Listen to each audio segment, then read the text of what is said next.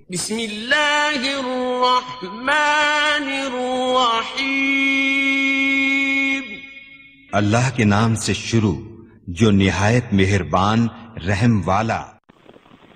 پیام لے کے جو آئے صبا مدینے سے، مریض عشق کی لائی دوا مدینے سے۔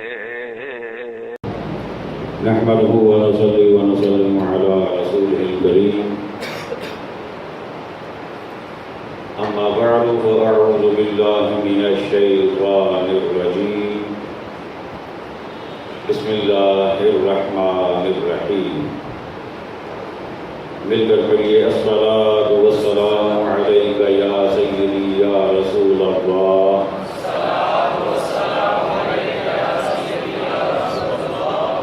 وعلى آلك وأصحابك يا سيدي يا حبيب الله۔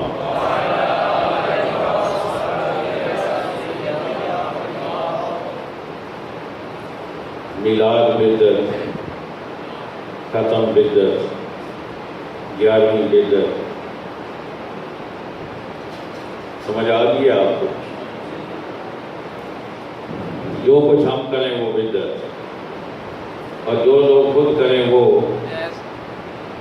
شریعت۔ آج آپ کو یہی سمجھانا ہے کہ جب آپ سے کوئی کہے کہ یہ کام بدعت ہے تو آپ نے کرنا کیا ہے؟ سمجھنا چاہتے ہیں؟ سبحان اللہ کہہ کے جواب دیجیے نا۔ سمجھنا چاہتے ہیں؟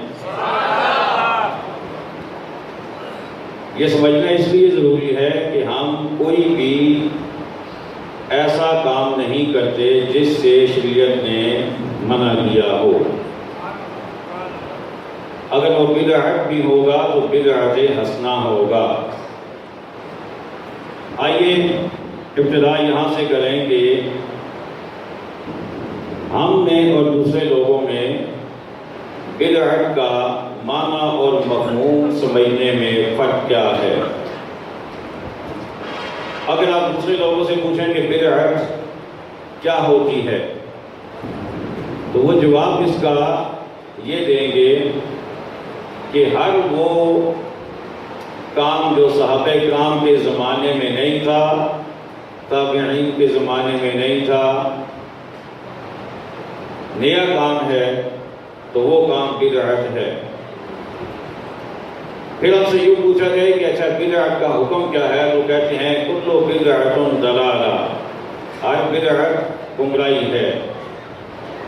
یعنی ان کی تعریف کے مطابق جو کام صحابہ کرام کے زمانے میں نہیں تھا اب ہے، وہ کام بدعت ہے اور وہ گمراہی ہے۔ تو اس کا سب سے پہلا جواب تو آپ ان سے یہ پوچھیں سوال کے انداز میں کہ یہ جو تعریف آپ نے بدعت کی بتائی ہے کیا یہ صحابہ کرام کے زمانے میں تھی؟ آپ کو سمجھ آئیے کوئی نہیں؟ پہلا سوال آپ نے کیا کرنا ہے کہ یہ جو بدعت کی تعریف آپ نے ہمیں بتائی ہے کیا یہ صحابہ کرام کے زمانے میں تھی؟ اگر تھی تو نکال کے دکھائیں کہ کس صحابی نے یہ تعریف کی تھی، کون سے صحابی نے یہ کلمات ادا کیے تھے۔ اگر نہیں تو پھر اس کا مطلب یہ ہے کہ آپ نے جو بدعت کی تعریف کی ہے وہ آپ ہی کی تعریف کے مطابق بدعت ہے اور ہر بدعت گمراہی ہے، لہذا آپ کی یہ تعریف بھی گمراہی کے زمرے میں چلی گئی۔ سمجھ آتی ہے آپ کو؟ کم سمجھ آتی ہے آپ کو، اس لیے کہ آپ سبحان اللہ کم کہتے ہیں۔ اچھا، اس سے اگلی بات پھر ہم بدعت کی تعریف کیا کرتے ہیں یہ بھی تو پتہ ہونا چاہیے۔ اگر آپ سے پوچھے چلیں آپ بتائیں جی بدعت کی تعریف کیا ہے تو آپ نے جواب یہ دینا ہے کہ ہم اپنی طرف سے بدعت کی تعریف نہیں کریں گے، ہم تعریف کریں گے حدیث مصطفیٰ کی روشنی میں، آقا کریم علیہ السلام کے فرمان علی شان کی روشنی میں ہم تعریف کریں گے۔ اور وہ تعریف یہ بنتی ہے حضرت حسان رضی اللہ تعالی عنہ یہ راوی ہیں، یہ کہتے ہیں کہ مبتدع قوم بدعۃ فی دینہم الا نزع اللہ مثلها من السنہ، وہ کہتے ہیں کہ کوئی بھی قوم جب کوئی بدعت اختیار کر لیتی ہے تو اس بدعت سے کوئی سنت مٹ جاتی ہے. یعنی ہمارے ہاں بدعت کی تعریف یہ ہو گئی کہ ہر وہ نیا کام جس کے کرنے سے آقا صلی اللہ علیہ وسلم کی کوئی سنت مٹ جائے، تبدیل ہو جائے، چینج ہو جائے، پس پردہ چلی جائے، تو اسے ہم کہتے ہیں بدعت. یہ سمجھ آ گیا آپ کو؟ بولتے کم ہے، ساتھ دیا کرنا، مجھے بار بار یہ نہ کہنا پڑے نا، یہ پھر ٹائم اس میں کافی زیادہ چلا جائے گا، تو بلوانا تو ہے میں نے آپ کو. تو بدعت کی تعریف ہم نے یہ کی کہ وہ نیا کام جس کے شروع کرنے سے آقا کریم علیہ السلام کی کوئی سنت مٹ جائے، پس پردہ چلی جائے، یا اس پر عمل ترک ہو جائے، اسے ہم کہتے ہیں بدعت. اب یہ جو تعریف ہے یہ ہم نے خود نہیں کی، یہ ہم نے کہاں سے لی؟ یہ ہم نے صحابی رسول سے لی، یہ صحابی نے تعریف کی ہے. اور یہ کہاں پہ ہے؟ یہ مشکاۃ شریف میں حدیث گرامی موجود ہے. اب اس کے مطابق آئیے ہم اپنے معمولات کو دیکھیں کہ ہم جب میلاد کرتے ہیں، میلاد میں کیا ہوتا ہے؟ تلاوت قرآن مجید ہوتی ہے، نعت شریف ہوتی ہے، اس کے بعد خطابات ہوتے ہیں، اس کے بعد لنگر شریف تقسیم ہوتا ہے، صلاۃ و سلام ہوتا ہے، دعا ہوتی ہے. ان میں سے کون سا کام ایسا ہے کہ جس کے کرنے سے کوئی سنت مٹ جائے؟ کون سا کام ایسا ہے؟ کیا تلاوت آقا صلی اللہ علیہ وسلم نہیں کرتے تھے؟ کرتے تھے نا. کیا نعت صحابہ نہیں پڑھتے تھے؟ کیا کتابات نہیں ہوتے تھے؟ کیا درود نہیں پڑھا جاتا تھا؟ کیا دعا نہیں ہوتی تھی؟ تو کون سا کام ہے؟ یعنی شریف پہ آ جائیں، یہی کام وہاں پہ ہوتے ہیں. اس کے علاوہ باقی جتنے معمولات ہیں، اچھا اگر یہ کہا جائے تم جلوس نکالتے ہو، یہ صحابہ نے کوئی نہیں نکالا، تو میں کہوں گا وہ بھی نکالا ہے. ہجرت کے موقع پر جب آقا کریم علیہ السلام اپنے یار غار کے ساتھ تشریف لے گئے تو راستے میں ایک صحابی ساتھ ہو گئے اور انہوں نے اپنی پگڑی شریف، اپنا امامہ شریف اتار کر اسے ایک سٹک کے ساتھ لگا کر اس کا جھنڈا بنایا، اور جدھر جدھر سے گزرتے جاتے تھے دیوانے آقا صلی اللہ علیہ وسلم کے غلام ساتھ ملتے جاتے تھے، اور یہ ایک بہت بڑا جلوس بن گیا تھا جو ہماری جلوس کی بنیاد ہے. تو اس سے کون سی سنت مٹی؟ کوئی بھی سنت مٹی نہیں ہے. تو ان کی تعریف میں ہماری تعریف میں یہ فرق ہے. اچھا اب اس کے بعد آئیے کہ ہر کام کے بارے میں یہ پوچھنا کہ یہ صحابہ کرام کے دور میں تھا یا نہیں تھا. تم یہ جو کام کر رہے ہو یہ تو صحابہ نے کیا ہی نہیں. مثال کے طور پہ میلاد کے بارے میں کہا جاتا ہے کہ جی کیا صحابہ نے میلاد کیا؟ بلکہ لوگوں نے پوری لسٹ یاد کی ہوئی ہے کہ آقا صلی اللہ علیہ وسلم کی ذات یاد طیبہ میں اتنی دفعہ میلاد آیا. تو کیا صدیق اکبر نے میلاد کیا؟ کیا فاروق اعظم نے کیا؟ کیا عثمان غنی نے کیا؟ کیا اہل کرام نے کیا؟ اگر ان میں کسی نے نہیں کیا تو کیا تم ان سے بڑے عاشق ہو؟ یہ ہمارے اوپر سوال ہوتا ہے. تو ہمارا جواب آگے سے یہ ہے کہ بالفرض فرض کر لیں کہ ان میں سے کسی نے بھی نہیں کیا، فرض کر لیں کہ ان میں سے کسی نے بھی نہیں کیا، تو کیا جو کام صحابہ نہ کریں وہ کام کرنا بدعت بن جاتا ہے؟ کیا وہ گمراہی ہوتا ہے؟ اگر اسی بات پہ آ جائیں تو میں سینکڑوں کام ایسے بتا سکتا ہوں جو صحابہ نے نہیں کیے اور ہم پر اعتراض کرنے والے آج وہ کام کر رہے ہیں. سینکڑوں کام ان کے ایسے میں بتا سکتا ہوں. اب میں وہ کام آپ کے سامنے گن رہا ہوں، آپ ذرا کاؤنٹ کرتے جائیے. میں بعد میں آپ سے پوچھوں گا کہ یہ کتنے ہوئے ہیں، گنتی آپ نے کرنی ہے. یہ جو تلاوت کی جاتی ہے، قرآن مجید پڑھا جاتا ہے، قرآن مجید پڑھنے کے بعد صدق اللہ العظیم کے الفاظ کہنا، یہ نہ آقا علیہ السلام نے کبھی کہا تھا نہ صحابہ کرام نے کہا تھا، لیکن آج سارے کہتے ہیں یا کوئی نہیں؟ ہم بھی کہتے ہیں اور وہ بھی کہتے ہیں، لیکن اس کا کوئی ثبوت آپ کو کسی حدیث میں نہیں ملے گا. اچھا اس کے بعد آگے چلیں تو خطبہ جو دیا جاتا ہے، جمعے کا خطبہ یا عید کا خطبہ، تو اس خطبے میں کیا ہوتا ہے کہ ایک آیت کریمہ پڑھی جاتی ہے ان اللہ یامر بالعدل والاحسان، یہ آیت کریمہ پڑھی جاتی ہے. یہ آیت کریمہ نہ آقا صلی اللہ علیہ وسلم نے پڑھی، نہ صدیق اکبر نے پڑھی، نہ عثمان غنی نے پڑھی، نہ فاروق اعظم نے پڑھی، نہ مولا علی نے پڑھی، لیکن آج کل سارے پڑھتے ہیں. اچھا آگے چلیے.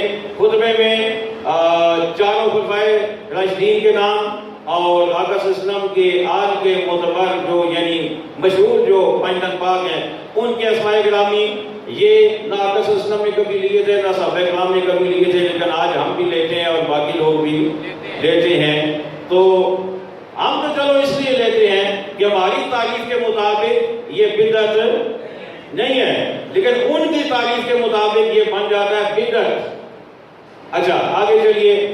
آقا علیہ السلام کی جو مسجد تھی مسجد نبوی، اس میں محراب نہیں تھا، اس کا مینار نہیں تھا. اب یہ مینار کیسے بنا، یہ محراب کیسے بنا؟ دونوں چیزیں بعد میں بنی، صحابہ کرام کے دور میں بھی نہیں تھی. تو پھر کیوں بنی؟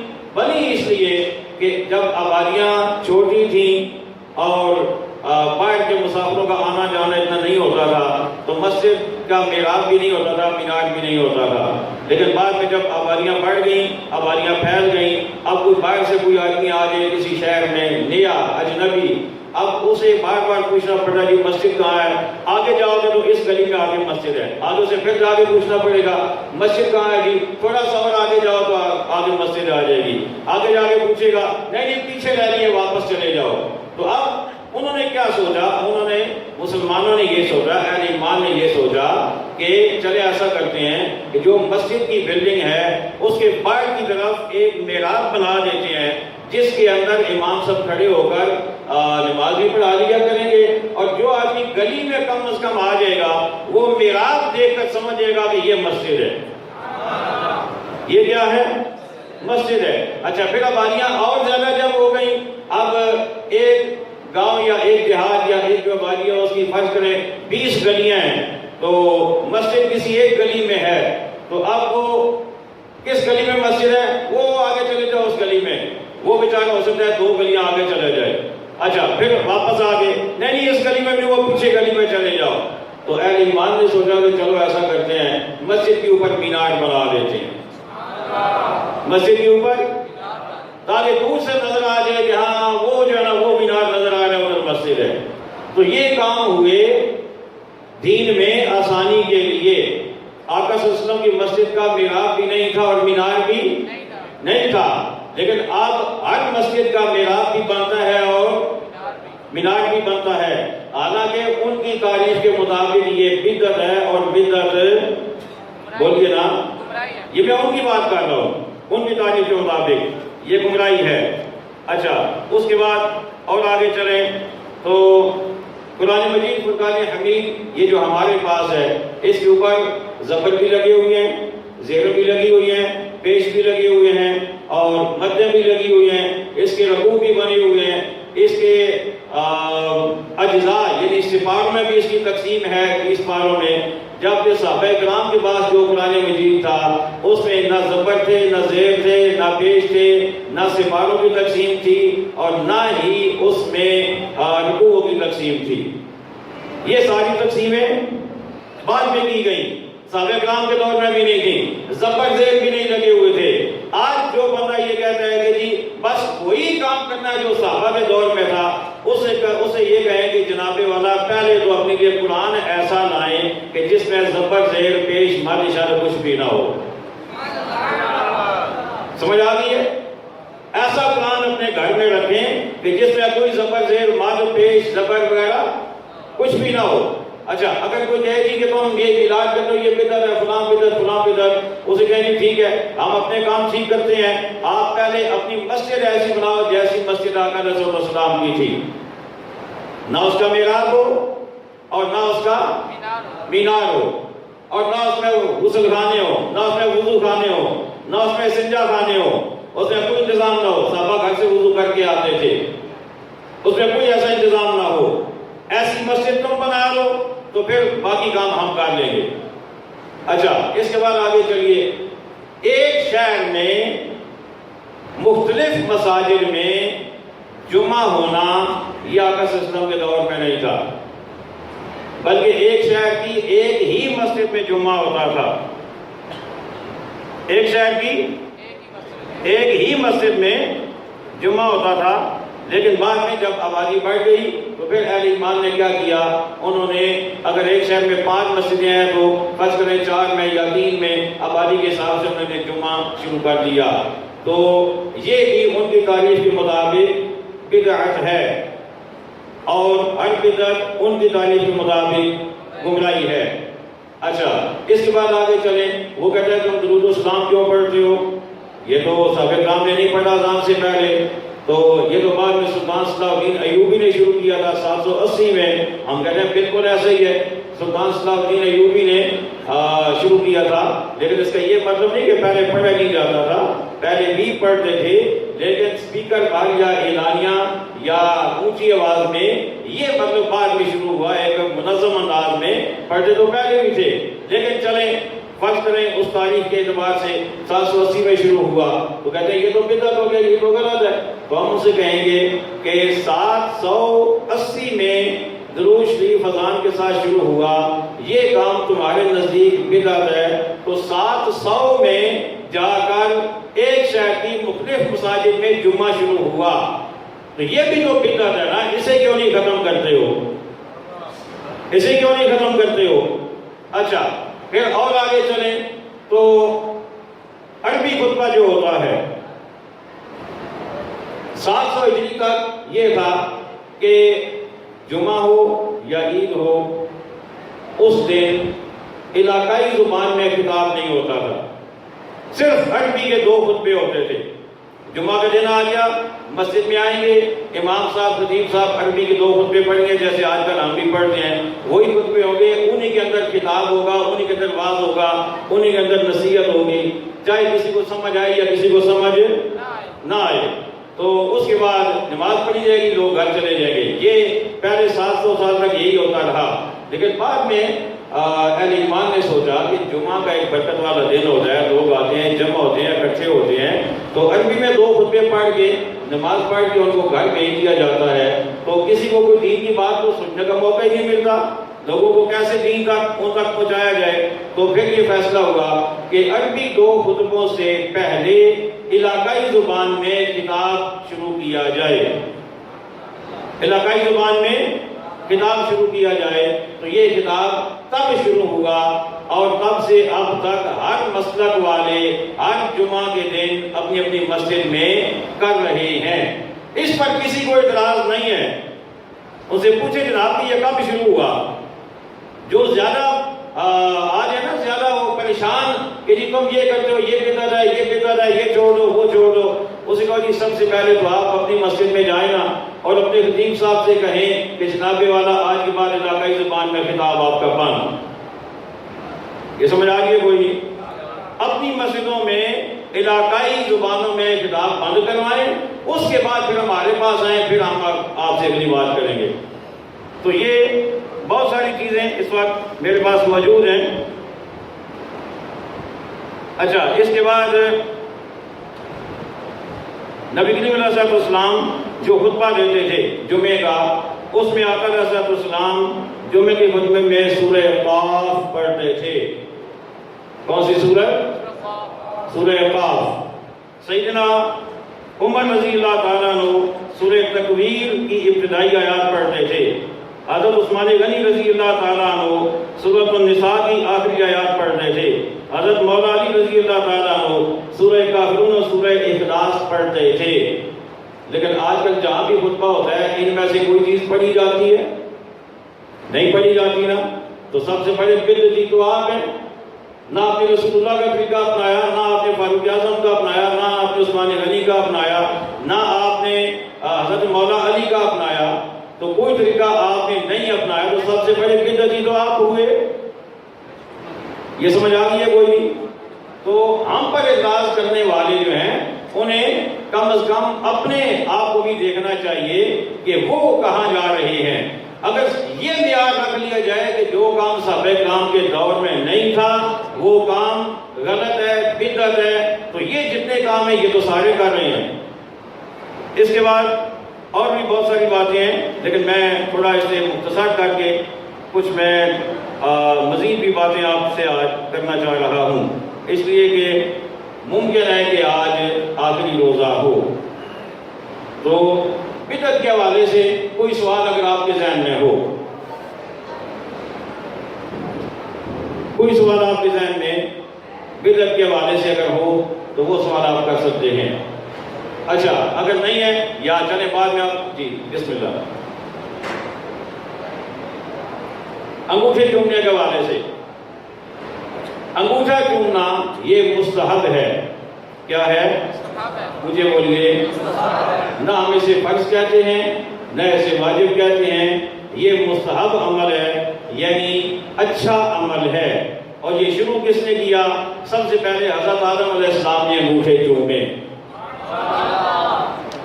نور مصطفیٰ ان کی پیشانی میں تھا، پہلے ان کی پشت میں تھا، فرشتے ان کے پیچھے آتے تھے، انہیں کچھ آواز سنائی دیتی تو رب سے پوچھا، اے میرے رب میرے پیچھے یہ آواز کس قسم کی ہے؟ رب نے فرمایا کہ میرے نبی کا نور ہے۔ تو انہوں نے عرض کی، مولا اس کو میری پیشانی میں رکھ دے تاکہ فرشتے میرے آگے ہوں، میرے پیچھے نہ ہوں۔ رب نے پیشانی میں رکھ دیا، اب فرشتے آگے آنے لگ گئے۔ تو پھر آپ نے عرض کیا کہ اے میرے رب وہ نور میں بھی تو دیکھنا چاہتا ہوں۔ تو اللہ تعالیٰ نے اس نور کو آپ نے انگوٹھوں میں، ناخنوں میں ظاہر کیا، تو آپ نے محبت سے انگوٹھوں کو چوم کر آنکھوں پہ رکھ لیا۔ سب سے پہلے تو آپ کی سنت۔ اس کے بعد حضرت سیدنا صدیق اکبر رضی اللہ تعالیٰ عنہ حاضر تھے، آقا علیہ السلام تشریف فرما تھے، حضرت بلال رضی اللہ تعالیٰ عنہ نے اذان پڑھی تو سیدنا صدیق اکبر رضی اللہ تعالیٰ عنہ نے جب آقا صلی اللہ علیہ وسلم کا اسم مبارک آیا تو آپ نے محبت کے ساتھ انگوٹھے چوم کر آنکھوں پہ رکھ لیے۔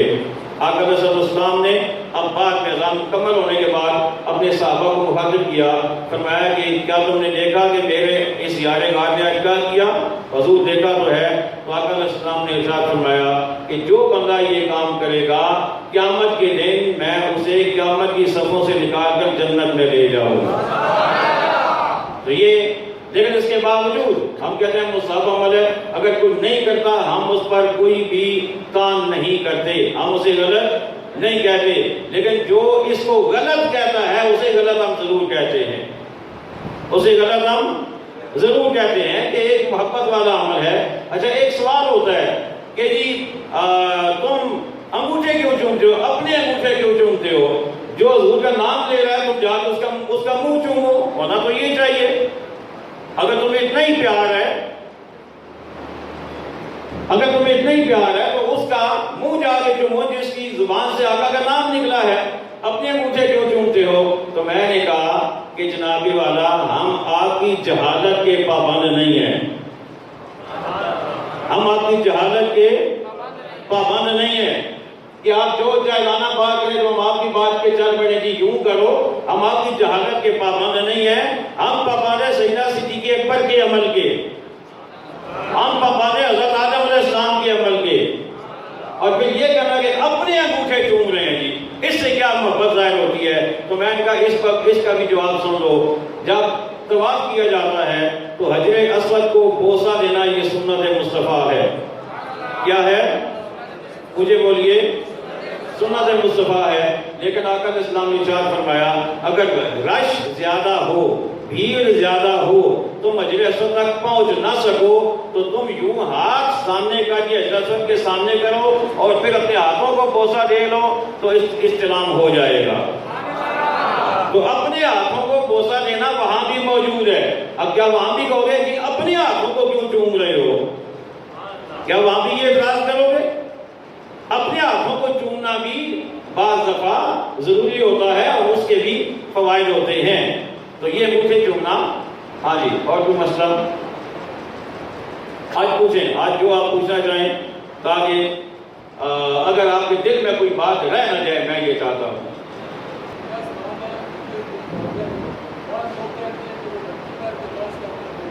اس پہ تو کل پورا بیان ہو چکا ہے، کل پتہ نہیں آپ تھے یا نہیں، اس پر کل پورا بیان ہو، اس پہ تو کل بیان ہو چکا۔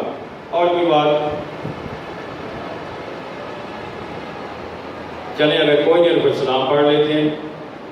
مصطفیٰ جانے شہنشاہ مدینہ الصلاۃ والسلام شہنشاہ مدینہ الصلاۃ